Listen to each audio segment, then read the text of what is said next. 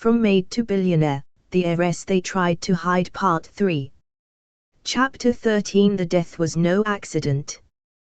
The truth, once set in motion, never stops unraveling.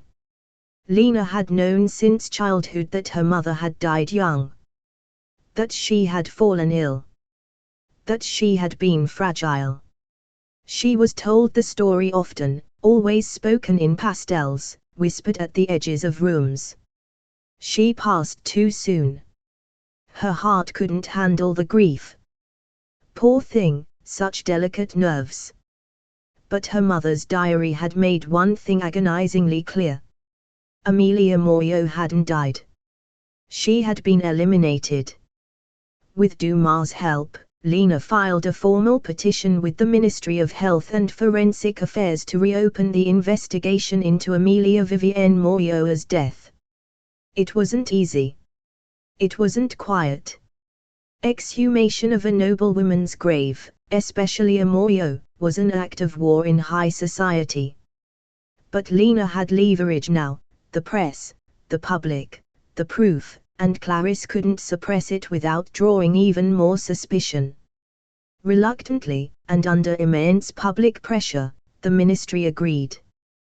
The autopsy was conducted in secret, late one evening in a private government lab. Lina wasn't allowed inside. She spent those hours pacing the length of Dumas' marble office floor, fingers clenched, heart pounding with every tick of the antique clock. At dawn, the call came. A forensic pathologist with 30 years of discretion stood before Lina and Dumas, holding a slim white folder like it weighed 1,000 pounds. He opened it. Your mother's original death certificate listed the cause of death as cardiac failure brought on by chronic anemia and stress-related complications, he said. However, upon re-examination of preserved tissue and hair samples, we found significant traces of digitalis. Lina blinked. What is that? A potent toxin derived from the foxglove plant, he replied. Used in small amounts, it can regulate heart conditions. But administered in excess, he paused, it can mimic heart failure and leave very little trace. Especially in someone already labeled as emotionally fragile. Lina sat down. The air left her lungs. You're saying she was poisoned, the doctor said, gravely. And not by accident. Lina returned to Rosehill that afternoon. Not to fight. Not to grieve. To confirm what her body already knew. She walked through the East Garden, where she and Theo had spent endless childhood hours chasing butterflies and avoiding Clarisse's wrath. It was peaceful, lush, drenched in light. Too perfect. Rows of carefully tended flowers. Lavender. Roses. Hyacinths. And in the back, behind the solarium, where no guests ever wandered, she saw it. A small patch of tall, lilac-colored stalks with bell-shaped flowers. Foxglove. Lina bent down. The tag read. Digitalis purpurea, ornamental only. Her hand hovered over it. This wasn't just a garden. It was a weapon rack. Back in the estate's basement archives, Lina and Theo unearthed an old personnel ledger from the year of Amelia's death. It confirmed something chilling. The Moreaux family doctor at the time, Dr. Armand Perron, had abruptly resigned just 2 days after signing Amelia's death certificate. No forwarding address. No pension claimed. No public record. What happened to him? Lina asked. Dumas answered grimly. Either he knew too much, or he helped too much. That night, Lina stood beneath the towering oil portrait of Amelia in the grand ballroom. For years, she had cleaned the floor beneath this painting. Now, she looked up as a daughter, an heir, and a survivor of someone else's plot. The truth burned in her mouth like smoke. They didn't just steal your name, she whispered. They stole your life. She turned toward the doors. And now, I'm going to take it all back. Chapter 14 The Butler's Confession. The estate had gone quiet. The kind of quiet that settles over a place just before it's consumed. Rosehill's walls, once proud and humming with artificial grandeur, now carried whispers like dust, secrets finally daring to breathe. And the oldest among them was dying. Bellamy. The butler of Rosehill for nearly 5 decades. The keeper of doors, of rituals, of silences too heavy to name. The man who had stood beside Lina's cradle as a child, and passed her a mop when she turned 10. He had seen everything. And now, he was ready to speak. Theo found Lina in the greenhouse just after sunset. It's Bellamy, he said. He's in the attic infirmary. He asked for you. Said it couldn't wait. Lina didn't hesitate. She climbed the servant stairwell 2 steps at a time, her pulse like thunder in her ears.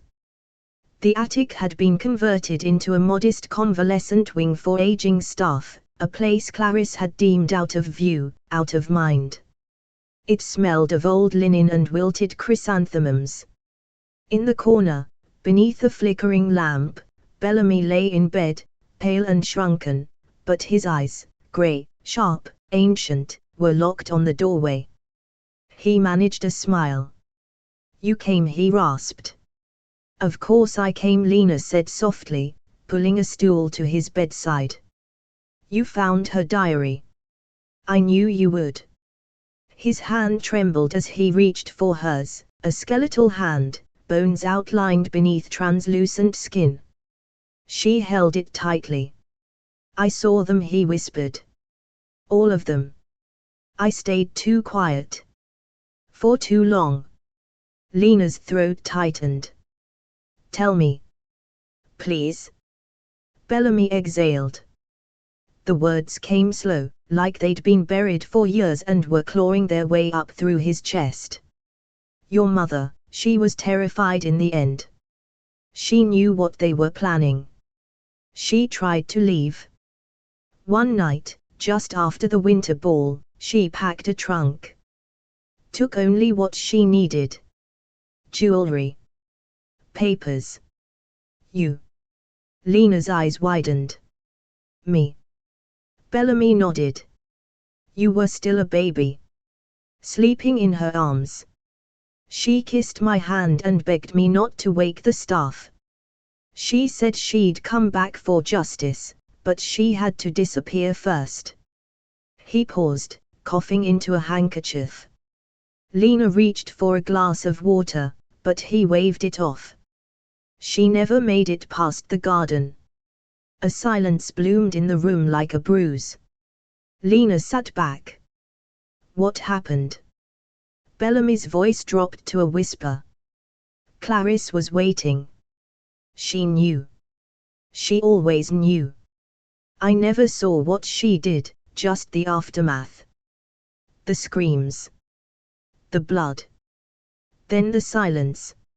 She told me Amelia had run off in despair. Told me if I valued my job, my life, I would never speak of it again. But I saw your mother's scarf tangled in the thorns of the foxglove hedge. And I never forgave myself. Bellamy reached slowly beneath his pillow and pulled out a small velvet ring box, faded, the corners worn with time. He placed it in Lina's hands like a final act of penance. I took this. After they buried her. Before they changed the locks. I knew it would matter one day. Lina opened it. Inside, a folded piece of paper. Crumpled. Stained dark with blood. She unfolded it carefully. The ink was smudged, but legible. If I do not survive this night, know that it was Clarice.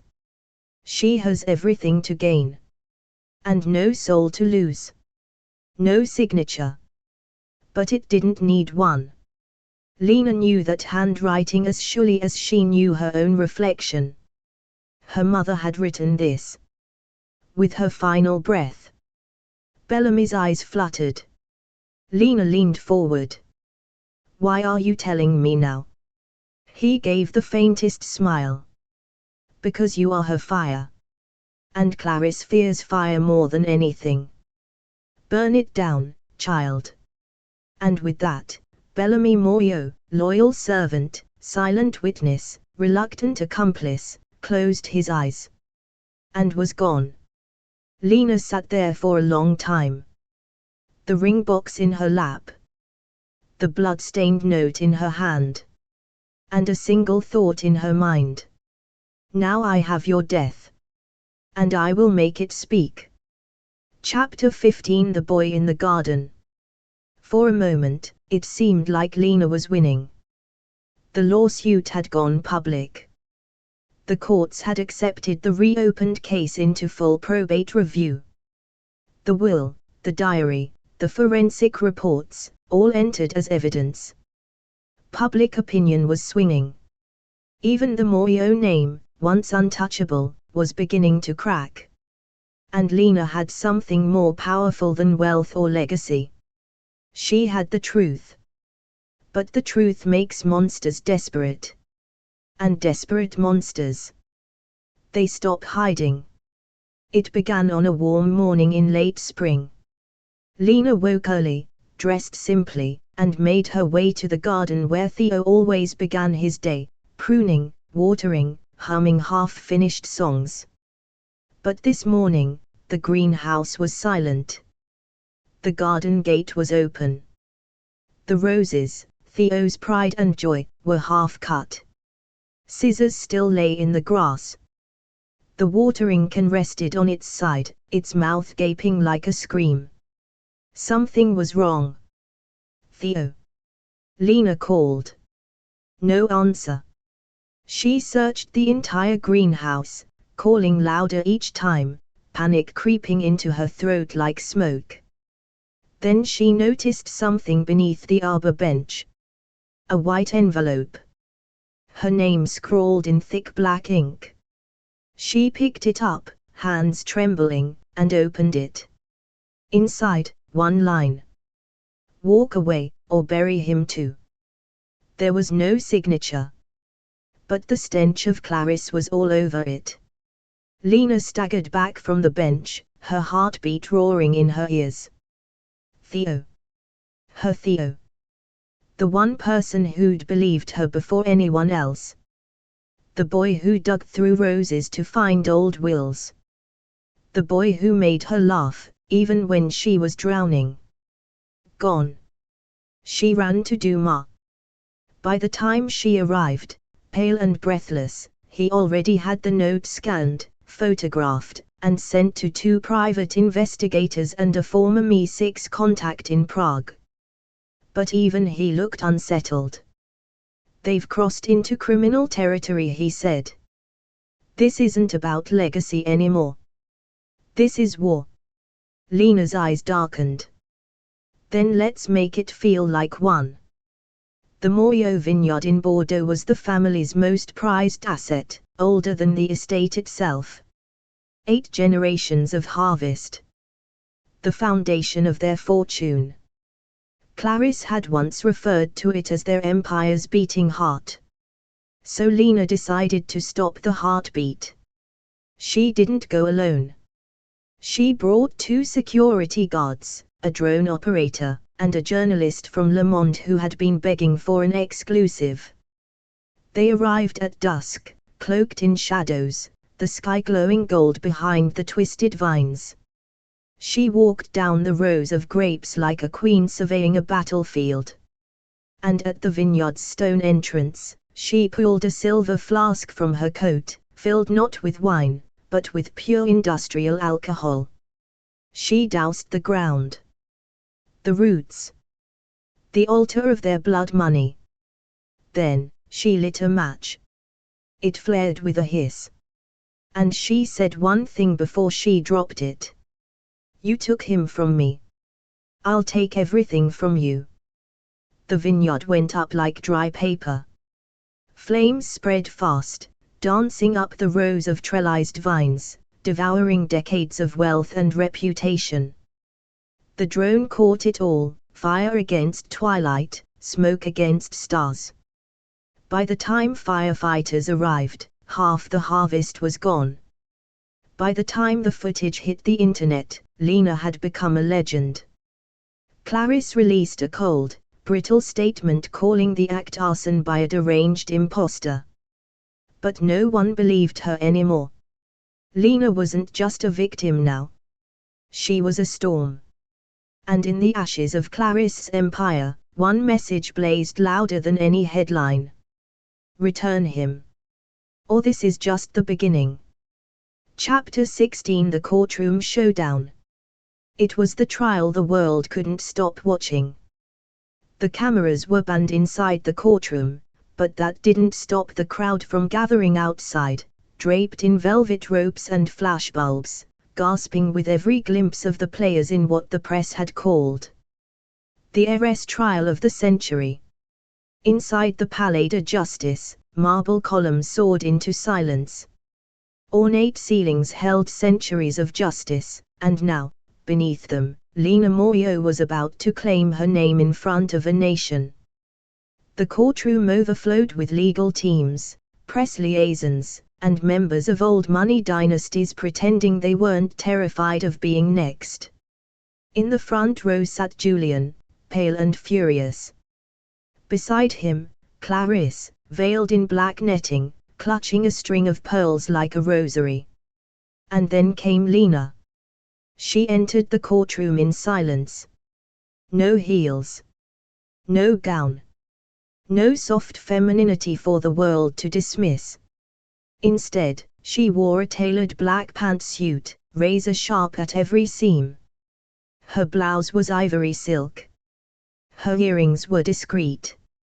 Around her neck, a single strand of white pearls, once her mother's, retrieved from a locked safe hidden beneath the servants' quarters.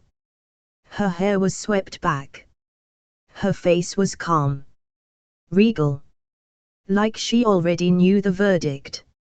She had been the help. The ghost. The girl in the shadows. Now, she was the storm. She took the stand as Dumas rose from the defense bench, voice crisp. Miss Moreaux, please state your name for the court.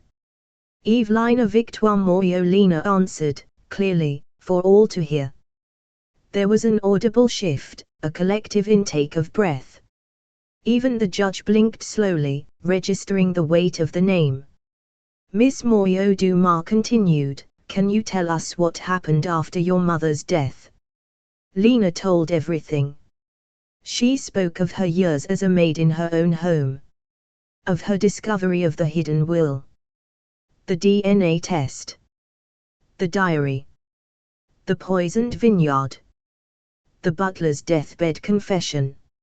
And Theo's disappearance. They tried to rewrite me, she said softly. Erase me. But truth doesn't stay buried forever. It has roots.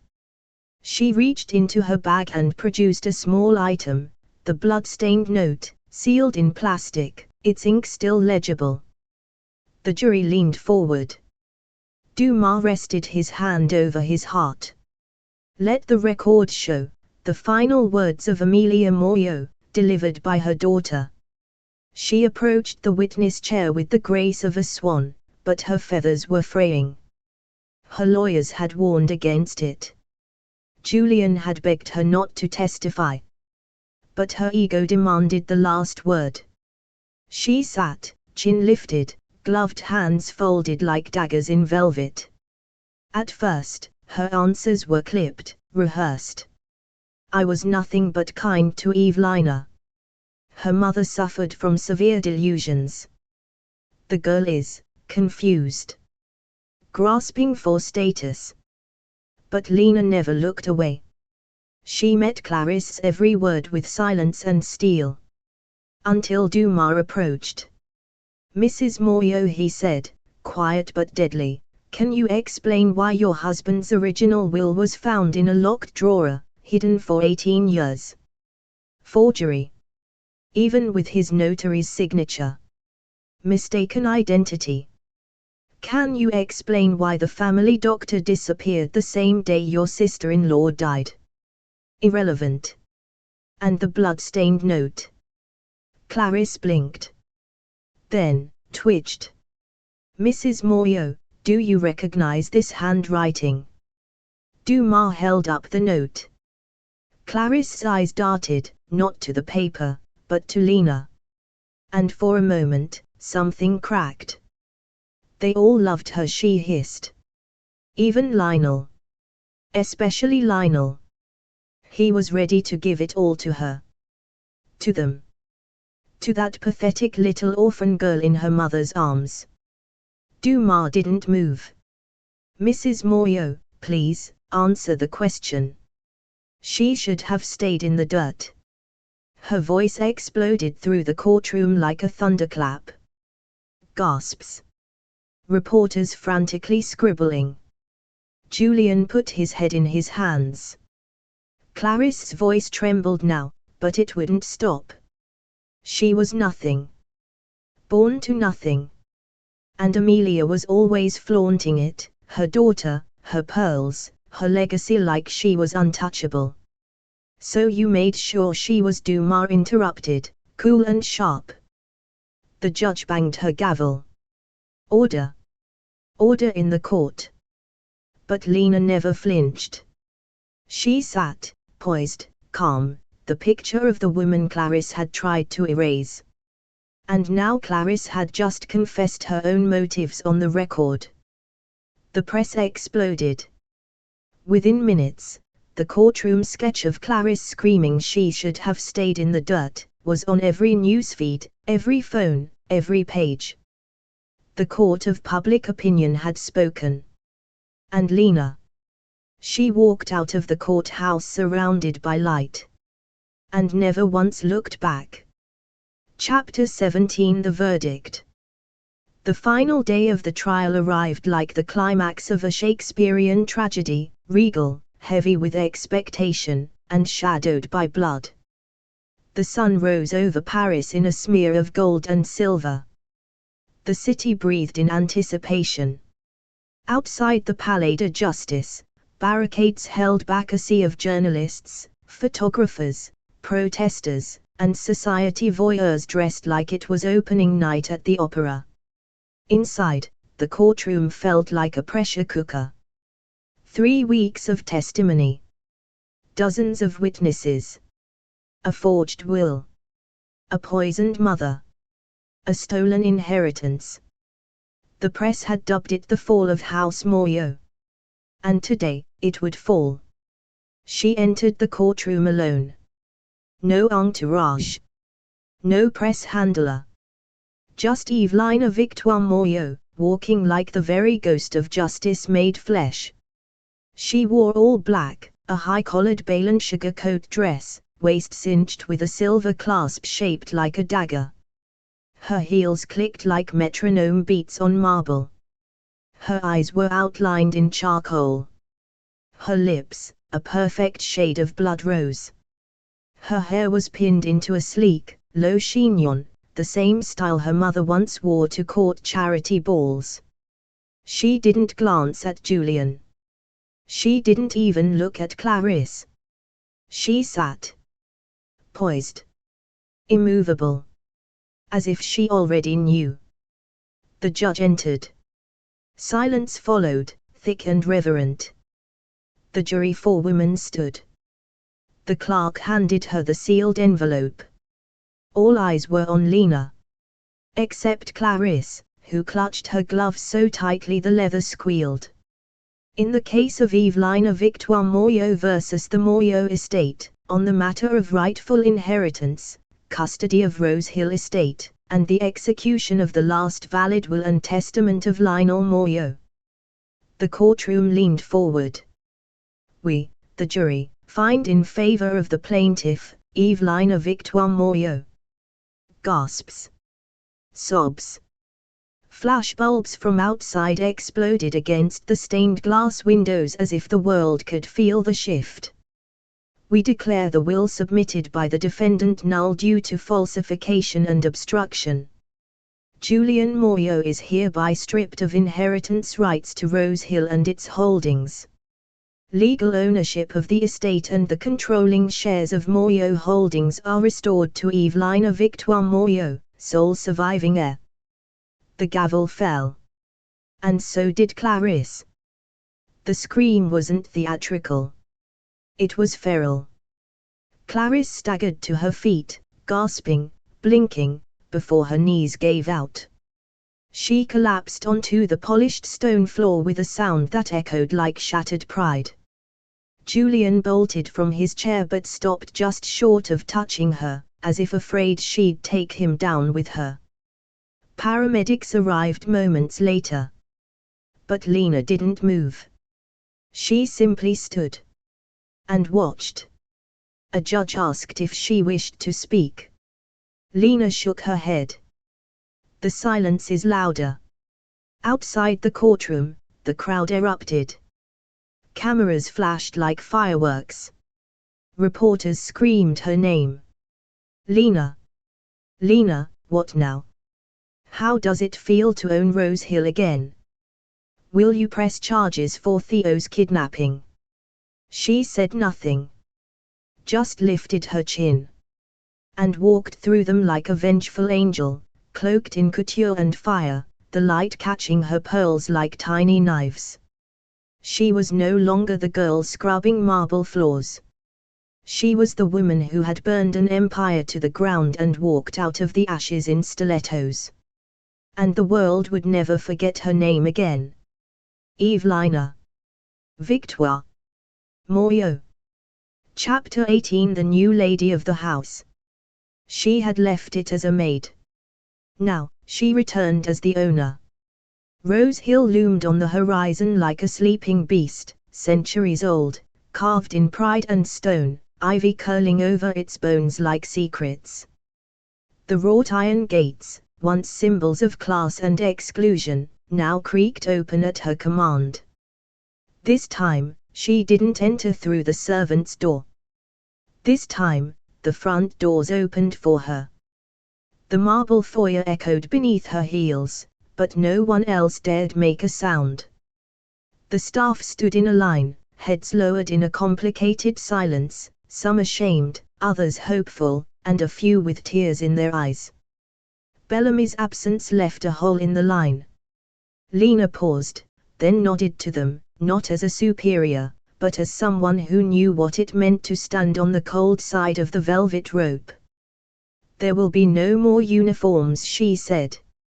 Only contracts. And dignity. 3 days later, the first hammer swung. The marble floors, that cold, polished white stone she had once scrubbed on her knees, were the first to go. Sledgehammers cracked them open like eggshells, revealing the raw stone beneath. In their place, reinforced glass, clear and clean, revealing the soil, roots, and foundations of the house below. A literal reminder that the rot had always been buried just beneath the surface. I want this house to remember everything it tried to forget, she told the architect. No more pretending. She tore down the Moreaux family crest above the grand staircase. The gold leaf letters, once reading Moreaux, were removed by hand and delivered to Clarisse's legal team, along with a handwritten note. You may keep the name. I've outgrown it. She rebranded the estate. No longer Rosehill of the Moreaux. Now, it was simply Lina. The letters gleamed in obsidian across the wrought iron gate. The logo embossed onto parchment stationery. Woven into the wine labels. Projected on invitations to the new gallery opening. She was no longer haunted by her past. She was Monetizing it. She transformed her mother's old bedroom into a library of testimony, lined with photos, documents, and a portrait of Amelia Moreaux restored to its original glory. Clarice's former sitting room became a glass conservatory filled with wild roses. Each plant bore a small silver tag with the name of a woman who had been silenced by wealth or power. In the eastern wing, she built a modern legal education center for orphaned girls. Free of charge. Funded by the sale of Moreaux heirlooms. "If you strip power from me," Lina had once whispered, "I'll just build my own." Now she was building it, in concrete and gold. Most of the old staff chose to stay. They were stunned, at first, by the new rules: unionized contracts, mandatory breaks, full healthcare, even a voting council for major estate decisions. Lina passed a tray of coffee herself one morning and nearly caused a scandal. "I own the place," she said, "but I'm not above serving it." One maid wept in the hallway. Another baked her a cake. The foxglove was gone. Uprooted, burned, and replaced by a monument of steel and ivy that read, "For those who were buried before they bloomed."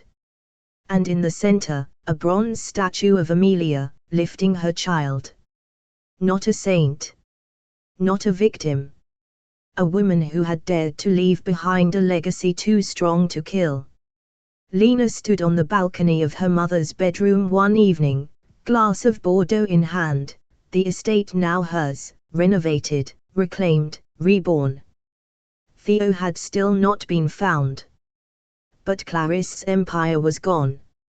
Julian had vanished into social exile. And the girl once made to clean the corners of this house now owned every room. She turned to her reflection in the window, barely recognizing herself, not because she was different, but because now she was free. Because every broken heart deserves a comeback. If this story touched you, don't forget to subscribe for more emotional romance every week. Hit like, drop a comment, and ring the bell so you never miss a moment of betrayal, redemption, and powerful love. And don't keep the drama to yourself. Share this story with someone who lives for twists just like you. Thanks for listening, and remember, sometimes the best revenge is becoming unforgettable.